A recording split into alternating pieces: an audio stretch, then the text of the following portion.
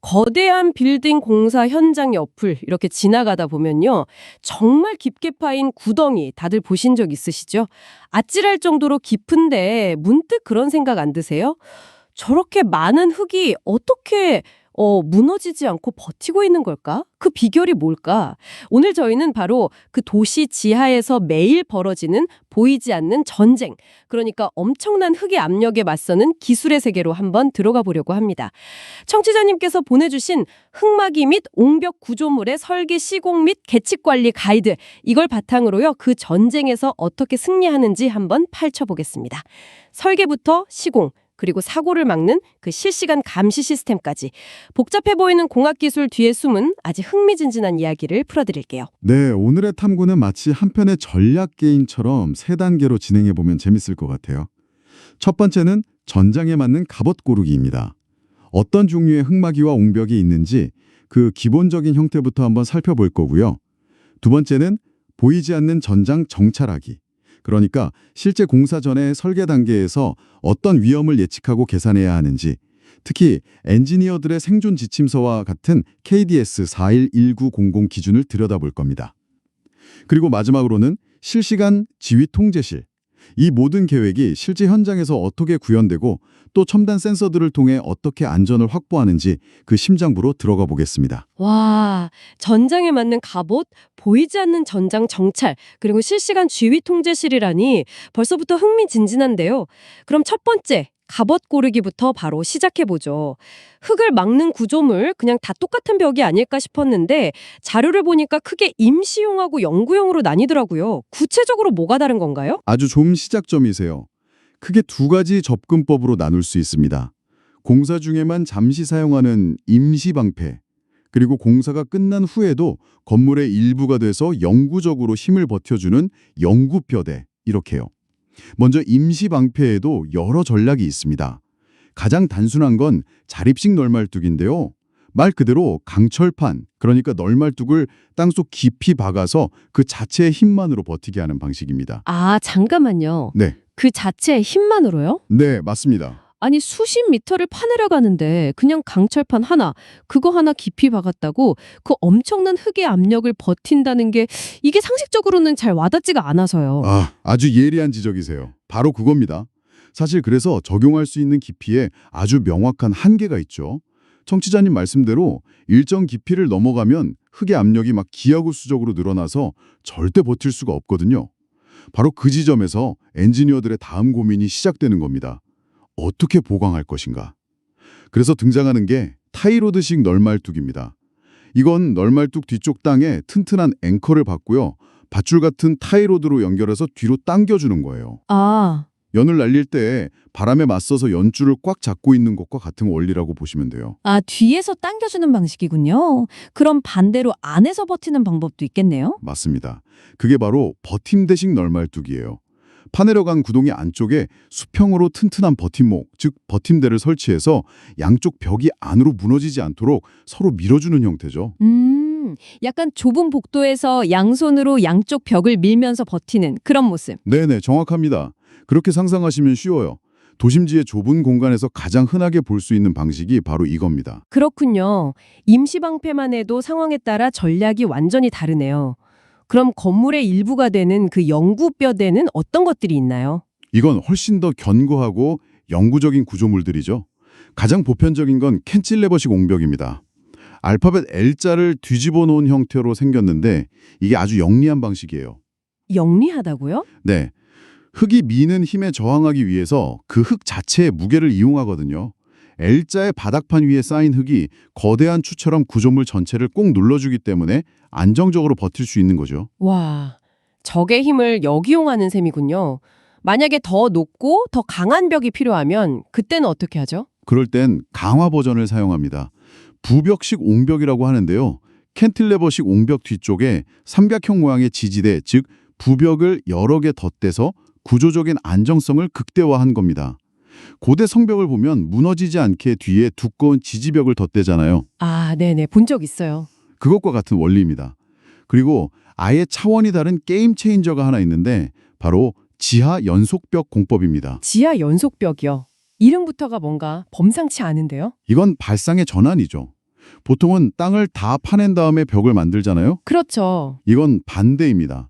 땅을 파기도 전에 미리 땅 속에 철근 콘크리트 벽을 만들어버리는 공법이에요. 네. 땅을 파기 전에요? 네. 땅에 길고 깊은 도랑을 파고 그 안에 거대한 철근망을 집어넣은 뒤에 콘크리트를 부어서 땅 속에 벽을 완성하는 거죠.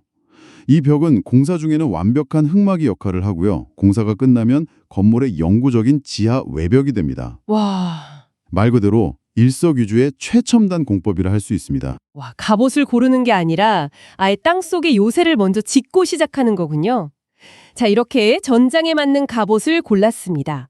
하지만 아무리 좋은 갑옷도 지형을 모르면 무용지물이겠죠.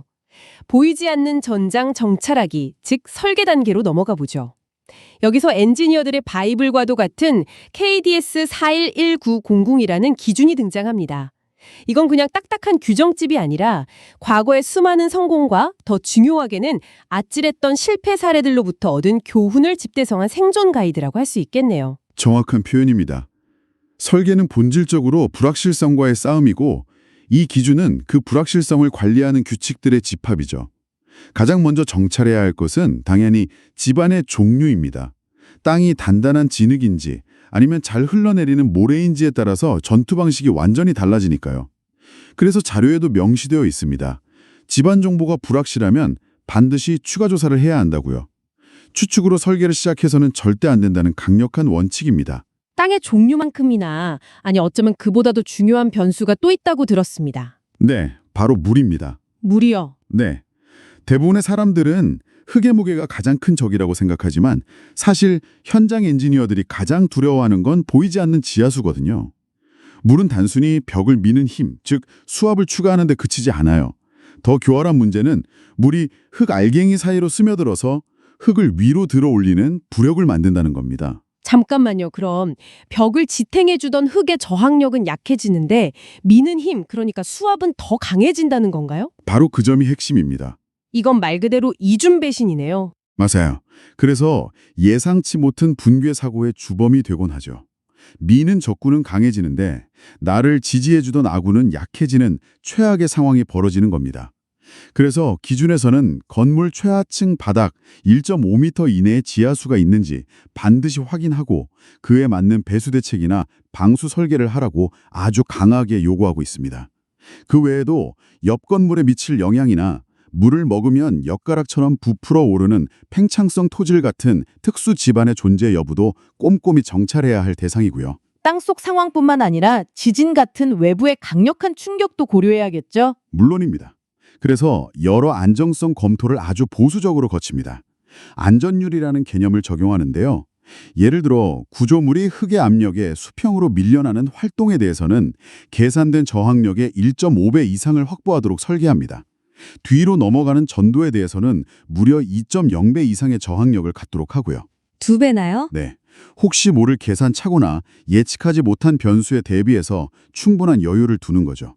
또한 내진 설계가 필요한 지역에서는 높이 1.8m 이상의 옹벽 설계 시 지진으로 인해 추가되는 압력까지 반드시 계산에 넣어야 합니다. 듣기만 해도 복잡한데 여기서 끝이 아니라고요. 히빙과 보일링이라는 현상도 막아야 한다고요? 네, 이건 정말 아찔한 현상입니다. 굴착면 바깥의 흙과 물의 압력이 너무 강해서 상대적으로 약해진 공사장 바닥이 엿가락처럼 부풀어 오르는 현상을 히빙이라고 합니다. 잠깐만요. 땅바닥이 부풀어 오른다고요? 엿가락처럼요? 네, 그건 거의 공포 영화에나 나올 법한 장면인데 어떻게 그런 일이 실제로 벌어지죠? 상상만 해도 끔찍하죠. 흙막이 벽 바깥에 무거운 흙이 벽 아래로 이렇게 파고들면서 안쪽에 가벼운 흙을 밀어 올리는 겁니다. 여기서 더 나아가서 지하 수위가 높으면 물과 흙이 함께 분수처럼 솟구쳐 오르기도 하는데 이걸 보일링 현상이라고 합니다. 보일링? 네, 냄비 바닥에서 물이 보글보글 끓어오르는 것과 비슷하다고 해서 붙은 이름이죠. 이런 현상이 발생하면 순식간에 공사장이 붕괴될 수 있기 때문에 설계 단계에서 널말뚝을 얼마나 더 깊이 박아야 이런 현상을 막을 수 있을지 반드시 검토해야 합니다. 와, 보이지 않는 땅속을 상대로 정말 치밀한 체스 게임을 두는 것 같네요. 하지만 아무리 계획을 잘 세워도 실제 게임은 예측대로만 흘러가지 않잖아요. 설계도에 그려진 숫자들이 현실과 부딪힐 때, 즉 첫 삽을 떴을 때 현장에서는 이 계획이 맞는지 어떻게 알아채나요? 틀렸다면 돌이킬 수 없는 거 아닌가요? 바로 그 지점에서 현대토목기술의 꽃 실시간 주의 통제실, 즉 계측 관리가 작동하기 시작합니다. 아, 이론이 현실과 만나는 가장 중요한 지점이죠. 현장 곳곳에 설치된 첨단 센서들이 흙막이 구조물의 상태를 24시간 감시하는 역할을 합니다.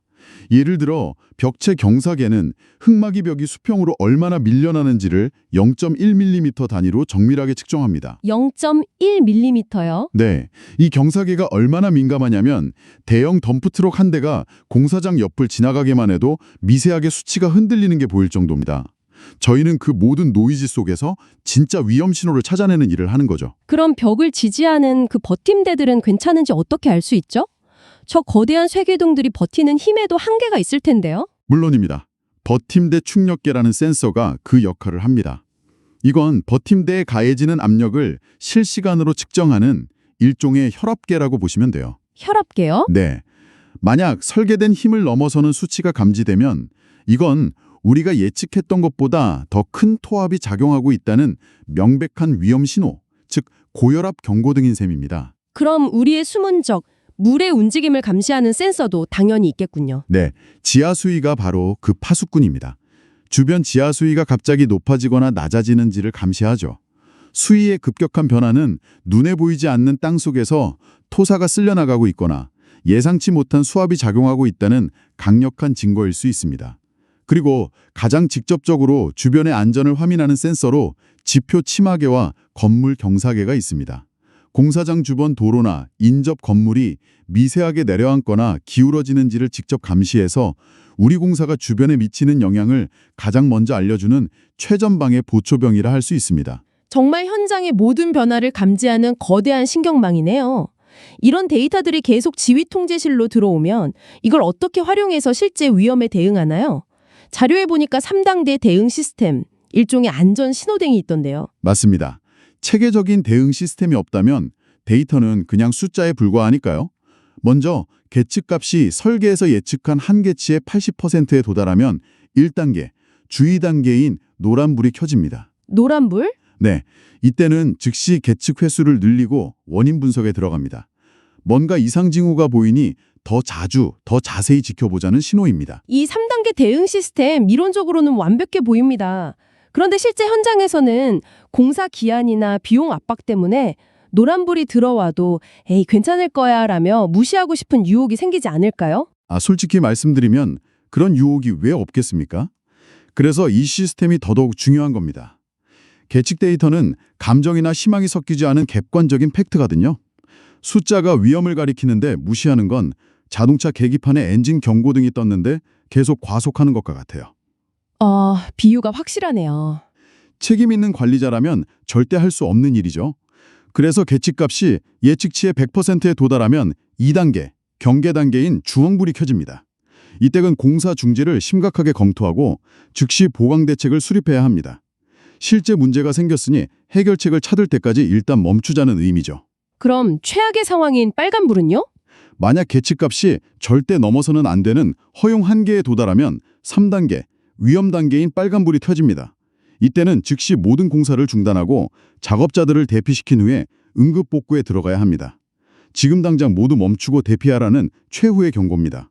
이 신호등 시스템 덕분에 재앙을 막을 수 있는 거죠. 결국 계측 데이터가 실시간으로 공사 방법에 피드백을 주는 정보화 시공이군요. 예측이 틀렸다면 즉시 계획을 수정하는 거네요. 정확합니다. 바로 그것이 계측 관리의 핵심입니다. 예를 들어 버팀대 충력이 예상보다 높게 나오면 즉시 버팀대를 추가로 설치하거나 주변 지반이 약해진 것으로 판단되면 시멘트 용액을 주입해서 땅을 단단하게 만드는 그라우팅 같은 조치를 취합니다. 더 나아가 인접 건물이 위험하다고 판단되면 그 건물의 기초 밑을 파고 들어가서 새로운 기초를 만들어주는 언더피닝 같은 마치 외과 수술과도 같은 아주 적극적인 보호 조치로 이어지기도 합니다. 와, 이 모든 신속한 판단과 대응이 바로 실시간 데이터 덕분에 가능한 일입니다. 정말 대단하네요. 오늘 이야기를 정리해보면 거대한 흙의 압력과 싸우는 이 보이지 않는 전쟁은 단순히 튼튼한 벽을 세우는 것 그 이상이었습니다. 첫 단계는 전장에 맞는 갑옷 고르기. 상황에 따라 임시방패부터 영구뼈대까지 다양한 구조물을 전략적으로 선택하는 것에서 시작했죠.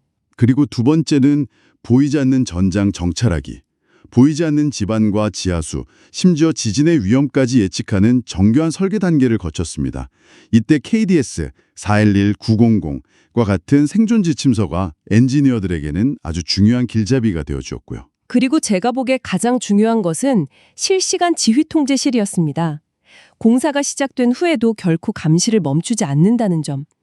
수많은 센서들로 이루어진 이 신경망이 현장의 조기 경보 시스템 역할을 하며 재량을 미원에 방지하는 핵심 열쇠였습니다. 네, 이제 청취자님께서 깊은 굴착 공사 현장을 지나가실 때 그저 파헤쳐진 구덩이가 아닌 보이지 않는 힘과 싸우면서 주변의 안전을 실시간으로 지키고 있는 거대한 살아있는 시스템을 보고 계신다는 것을 이해하게 되실 겁니다. 마지막으로 청취자님께 생각해 볼 질문을 하나 던져드리고 싶습니다. 이 모든 정교한 과정은 우리가 알고 있는 데이터를 바탕으로 알려진 위험을 관리하는 것입니다.